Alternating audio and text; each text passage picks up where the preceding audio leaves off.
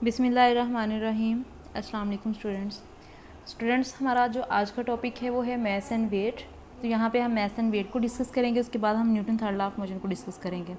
ठीक है, तो मैथ्स एंड वेट हम यहाँ पे देखते हैं कि मैथ्स एंड वेट क्या है। तो सबसे पहले इसमें जो क्वेश्चन मैं आपको बताती हूँ, किसका जो क्वेश्चन आता है वो या तो आता है कि डिफाइन मैथ्स, या फिर आ जाता है डिफाइन वेट, या फिर आ जाता है जो मोस्टली इसका क्वेश्चन बनता है ज़्यादातर जो आता है वो आता है कि differentiate between mass and weight. ठीक है, हमने इसमें डिफ्रेंशिएट करना होता है। ये 2-4 बार 2-3 दफ़ा जो है वो लॉन्ग में भी आया हुआ है क्वेश्चन बोर्ड में, और वैसे ज़्यादातर ये शॉर्ट में आता है। ठीक है, तो आपने क्या करना है, बीच में लाइन लगानी है, एक साइड पे मैथ्स की हेडिंग देनी है, दूसरी साइड पे वेट की हेडिंग देनी है। एक साइड पे आप सारे पॉइंट्स मैथ्स के लिख देंगे और दूसरी साइड पे सारे पॉइंट्स क्या लिख देंगे, वेट के लिख देंगे।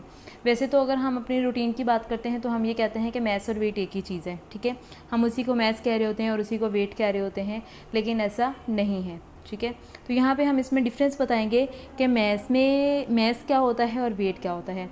सबसे पहले अगर हम बात करते हैं मैथ्स की, तो मैथ्स जो है वो हमारे पास जैसे हम कहते हैं कि जो मैटर है उसका क्या होता है, जो उसका वज़न होता है उसको हम बोलते हैं मैथ्स। ठीक है, जो वज़न होता है, ठीक है, उसको क्या बोलते हैं, मैथ्स बोलते हैं।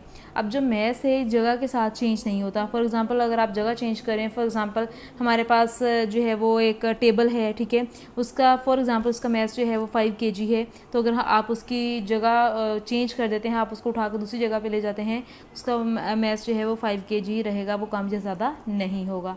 ठीक है, और अगर हम वेट की बात करते हैं तो वेट एक्चुअल में वो फोर्स होती है जो ज़मीन जो है या अर्थ जो है वो बॉडी पे लगा रही होती है, जिसको हम फोर्स ऑफ ग्रेविटेशन बोलते हैं। ठीक है, तो वेट जो है ये हमारे पास फोर्स ऑफ ग्रेविटेशन के इक्वल होता है, और वेट जो है ये एक्चुअल में फोर्स होती है। ठीक है, और ये वेट जो है ये जगह के साथ चेंज होता है। जैसे कि अगर हम ज़मीन पे हैं तो उसका वेट कुछ और है, क्योंकि फोर्स जो है वो ग्रेविटेशनल फोर्स है वो ज़्यादा स्ट्रॉन्ग है, उसका वेट कुछ और होगा, ज़्यादा होगा। जैसे जैसे हम ऊपर जाते जाएंगे वेट क्या होता जाएगा, कम होता जाएगा या चेंज होता जाएगा। ठीक है, तो सबसे पहले जो है वो इसकी डेफिनेशन आ जाती है कि generally mass and weight are consider similar quantities but it is not correct. ठीक है, दे आर 2 डिफरेंट क्वांटिटीज़। अब ये मैथ्स की डेफिनेशन है। सबसे पहले जो आपका फर्स्ट पॉइंट बनेगा वो मैथ्स की डेफिनेशन है कि maths of a body is the quantity of matter processed by the body. ये डेफिनेशन आ गई। उसके बाद मैथ्स अब कौन सी क्वांटिटी है, स्केलर क्वांटिटी है, क्योंकि इसकी कोई डायरेक्शन नहीं होती है। आपने पीछे भी डिस्कस किया है कि मैथ्स जो होती है वो स्केलर क्वांटिटी होती है। ठीक है, तो यहाँ पे हमारे पास ये सेकंड पॉइंट बन गया कि maths is a scalar quantity. And third point आप बना लें, and it does not change with the change of place. और ये जगह के चेंज करने से मैथ्स जो है वो चेंज नहीं होता। ठीक है, इसी तरह से it is measure by comparison with standard message using a beam balance. और इसको हम किस तरह से मेजर करते हैं, कंपैरिजन करके, किसके साथ कंपैरिजन करके, स्टैंडर्ड मैसेज जो होते हैं। जैसे कि आपने देखा होगा, आप बेकरीज वगैरह पे जाते होंगे, या आप सब्ज़ी वाली कभी शॉप पे या फ्रूट वाली शॉप पे गए होंगे, या आप कभी शुगर वगैरह लेने गए होंगे, तो वहाँ पे क्या होता है, वो उनके पास वेट होते हैं 1 kg, 2 kg, 3 kg का। वो एक साइड पे वो रख लेते हैं और दूसरी साइड पे क्या रख लेते हैं, वो चीज़ जो आपने ली है जिसको मेजर करना है वो रख लेते हैं। दोनों को कंपेयर करके वो क्या करते हैं, जब बैलेंस हो जाता है इस तरह से हम उसका मैथ्स जो है वो मेजर कर लेते हैं। ठीक है, तो उसके बाद अगर हम वेट की बात करते हैं, वेट की सबसे पहले जो हमारे पास आती है डेफिनेशन है, weight of a body is the force equal to the force with which earth attracts it. Weight जो है वो फोर्स ऑफ ग्रेविटेशन के इक्वल होती है, जो कि अर्थ जो है वो बॉडी पे लगाती है और उस बॉडी को अपनी तरफ अट्रैक्ट करती है। अब it varies depending upon the value of G. अब ये किसके ऊपर डिपेंड करती है, वैल्यू ऑफ जी, यानी कि एक्सेलरेशन के ऊपर डिपेंड करती है। कौन से एक्सेलरेशन के ऊपर, जो कि एक्सेलरेशन जो होता है, ग्रेविटेशनल एक्सेलरेशन जो होता है उसके ऊपर डिपेंड करती है। ठीक है, अब फिर आप लिख सकते हैं कि ऐसे उसमें आपने लिखा है कि मैथ्स जो है वो वेक्टर क्वांटिटी है, तो यहाँ पे आप कह सकते हैं कि वेट जो है वो कौन सी क्वांटिटी है, वेक्टर क्वांटिटी है। मैथ्स स्केलर क्वांटिटी है और वेट क्या है, ये वेक्टर क्वांटिटी है। क्योंकि वेट हम कह रहे हैं कि एक्चुअल में ये फोर्स है, तो फोर्स कौन सी क्वांटिटी है, वेक्टर, इसलिए वेट भी हमारे पास कौन सी क्वांटिटी है, वेक्टर। इस तरह से आप मैथ्स की यूनिट लिख सकते हैं कि मैथ्स के यूनिट जो होते हैं वो केजी होते हैं, किलोग्राम में हम मेजर करते हैं, जबकि जो वेट के यूनिट हैं वो सेम वही होते हैं जो कि फोर्स के यूनिट होते हैं, न्यूटन। ठीक है, इस तरह से आप उसके अपोजिट जो हैं वो इसके पॉइंट्स बना लेंगे। तो इस तरह से आपका ये डिफरेंस वाला जो टॉपिक है, डिफ्रेंशिएट वाला जो है, ये कंप्लीट हो जाएगा। उसके बाद अगर हम देखें तो नेक्स्ट हमारा जो है वो Newton third law of motion है। अब हमें ये देखना है कि Newton third law of motion में क्या है। Newton third law of motion में न्यूटन ने क्या कहा था अपने थर्ड लॉ में, तो उसने ये कहा था कि हर एक्शन का एक रिएक्शन होता है, ठीक है, जो कि इक्वल होता है, लेकिन उनकी डायरेक्शन क्या होती है, अपोजिट, यानी कि उसकी मैग्नीट्यूड क्या होती है, एक्शन और रिएक्शन की इक्वल होती है, लेकिन उसका जो रिएक्शन होता है वो क्या होता है, अपोजिट होता है, एक दूसरे के उलट होता है या अपोजिट होता है, अपोजिट डायरेक्शन में होता है, ठीक है। लेकिन ये भी होता है कि मैस और एक्शन और रिएक्शन जो होता है वो डिफरेंट बॉडीज़ पे होता है। जैसे कि इसमें फ़र्स्ट एग्जांपल अगर हम देखते हैं कि बुक जो है वो पड़ी हुई है, ठीक है। अब इसमें फ़र्स्ट ऑब्जेक्ट हमारे पास ये बुक है, सेकंड जो है वो सरफेस ऑफ टेबल है, ठीक है। अब इस बुक का जो वेट है वो किस तरह इफेक्ट कर रहा है, डाउनवर्ड डायरेक्शन में, और इसकी जो रिएक्शन है, जो सरफेस इसकी बुक के ऊपर फोर्स लगा रही है, वो किस तरह इफेक्ट कर रही है, अपवर्ड डायरेक्शन में, ठीक है। तो इस तरह से अगर हम ये कहते हैं कि वेट जो है वो एक्शन है, तो इसके रिएक्शन क्या है, जो सरफेस की फोर्स है, जो कि रिएक्शन है अपवर्ड डायरेक्शन में, ठीक है। इस तरह से हम बात करते हैं, जैसे बैलून है, ठीक है। अगर हम बैलून में एयर को फिल करते हैं, उसके बाद बैलून को हम छोड़ देते हैं, तो बैलून जो है वो फॉरवर्ड डायरेक्शन में मूव करता है, उसकी जो एयर होती है वो किस तरह मूव करती है, डाउनवर्ड डायरेक्शन में।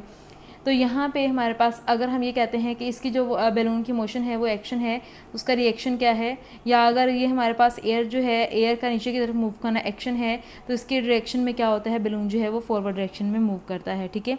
इसी तरह से अगर हम यहाँ पे रॉकेट के एग्जांपल देखते हैं, तो रॉकेट में भी इसी तरह से होता है कि जब इसमें जो गैसेस हैं वो बर्न होती हैं, इसमें फ्यूल बर्न होता है, तो वो नीचे की तरफ मूव करती हैं, ठीक है। गैसेस जो हैं वो नीचे की तरफ जो हैं वो मूव करती हैं, उनकी मोशन नीचे की तरफ होती है। इस तरह से उसकी ये अगर एक्शन है तो इसके रिएक्शन में क्या होता है, रॉकेट जो है वो किस तरफ मूव करता है, अपवर्ड डायरेक्शन में मूव करता है, ठीक है। मैंने 3 एग्जांपल यहाँ पे आपको बताई हैं। तो यहाँ पे हम देखते हैं, Newton third law of motion deals with the reaction of the body when a force x on it. Newton third law of motion जो है वो इसमें डील करते हैं क्या, with the reaction of the body when a force, जब उसके ऊपर फोर्स लगती है तो हम उसमें रिएक्शन को डिस्कस करते हैं। Let a body exert a force on other body B, the body B reacts against this force and exerts a force on body A। वो कह रहे हैं कि अगर हम 2 बॉडीज़ लेते हैं, फॉर एग्जांपल बॉडी B के ऊपर जो है वो बॉडी B जो है वो दूसरी बॉडी के ऊपर फोर्स लगाती है, तो दूसरी बॉडी क्या करेगी, बॉडी A वाली जो है वो B के ऊपर क्या करेगी, फोर्स लगाएगी। The force exerted by body A on B is the action force, whereas the force exerted by the body B on A is called the reaction force। इस तरह से अगर बॉडी A B के ऊपर force लगा रही है तो बॉडी B भी A के ऊपर फोर्स लगाएगी, ठीक है। A जो B के ऊपर फोर्स लगाती है बॉडी, वो हमारे पास एक्शन है, और B अगर A की तरफ फोर्स लगाएगी तो वो क्या होगी, रिएक्शन होगी। अब Newton third law of motion की स्टेटमेंट मैंने आपको बता दी है। उसके बाद अगर हम इसके एग्जांपल्स में देखें तो एग्जांपल एक तो ये हमारे पास आ गई है कि consider a book laying on a table, ठीक है। और उसके बाद सेकंड एग्जांपल जो है वो बैलून वाली आ गई, और थर्ड एग्जांपल जो है वो रॉकेट वाली आ गई। तो ये आप लोगों ने खुद देख लेनी है, तीनों एग्जांपल जो हैं वो आप लोगों ने करनी है। ये लॉन्ग और शॉर्ट दोनों के लिए आ जाता होता है, इसलिए आपको एग्जांपल जो है वो लाजमी, अगर 3 नहीं तो कम से कम आपको यहाँ से 2 एग्जांपल्स तो लाजमी आनी चाहिए, ठीक है। उसके बाद जो है वो कोई क्विज़ है यहाँ पे, ये आप लोग इसको खुद देख लेंगे, ठीक है। नेक्स्ट वाला जो हमारा टॉपिक है वो है tension and acceleration in a string है। तो ये मैं आपको बता देती हूँ कि टेंशन एंड एक्सेलरेशन किस तरह से है। तो यहाँ पे आप देख रहे हैं कि हमने एक स्टैंड लिया, ठीक है, उसके साथ हमने एक वेट को जो है वो हैंग कर दिया। तो अब इस वेट के ऊपर जो है वो 2 तरह की फ़ोर्स लगेगी, एक इसका वेट होगा और एक वो फोर्स होगी जो कि इसको ऊपर की तरफ खींच रही है, ठीक है। तो यहाँ पे हमने इसको एक स्ट्रिंग के साथ हमने इसको बांधा हुआ है, ठीक है। और इस ब्लॉक का जो वेट है वो डाउनवर्ड डायरेक्शन में एक्ट कर रहा है, और इसकी जो ये जो ऊपर वाली फोर्स है, जो स्ट्रिंग इसके ऊपर फोर्स लगा रहा है वेट के ऊपर, तो ये इसको हम बोलते हैं टेंशन, ठीक है। क्या बोलेंगे, टेंशन बोलेंगे। तो ये किस तरह इफेक्ट कर रही है, अपवर्ड डायरेक्शन में। इस तरह से इन दोनों की जो फोर्स है वो क्या है, अपोजिट है एक दूसरे के। और अगर हम ये कहते हैं कि वेट जो है वो पॉजिटिव है, तो हम टेंशन को एज अ क्या ले लेंगे, नेगेटिव ले लेंगे। तो इसका मतलब ये है कि ब्लॉक जो है वो किस में है, रेस्ट में है, क्योंकि वेट और टेंशन जो है वो दोनों एक दूसरे के इक्वल हैं। दोनों ने एक दूसरे के इफेक्ट को क्या कर दिया है, कैंसिल आउट कर दिया है। जब दोनों एक दूसरे के इफेक्ट को कैंसिल आउट कर देंगे तो यहाँ पे हमारे पास नो मोशन है, ठीक है। और हम कहते हैं कि बॉडी किस में है, रेस्ट में है, ठीक है। तो अब इससे रिलेटेड हमारे पास दो टॉपिक हैं। एक हमारे पास है vertical motion of two bodies are tied to the ends of a string that passes over a frictionless pulley, और सेकंड जो है वो हमारे पास इसमें दोनों बॉडीज़ जो हैं वो वर्टिकली मूव कर रही हैं, और जो सेकंड वाला है उसमें दोनों बॉडीज़ जो हैं वो किस तरह से मूव कर रही हैं, एक वर्टिकल है और एक क्या है, हॉरिजॉन्टल है।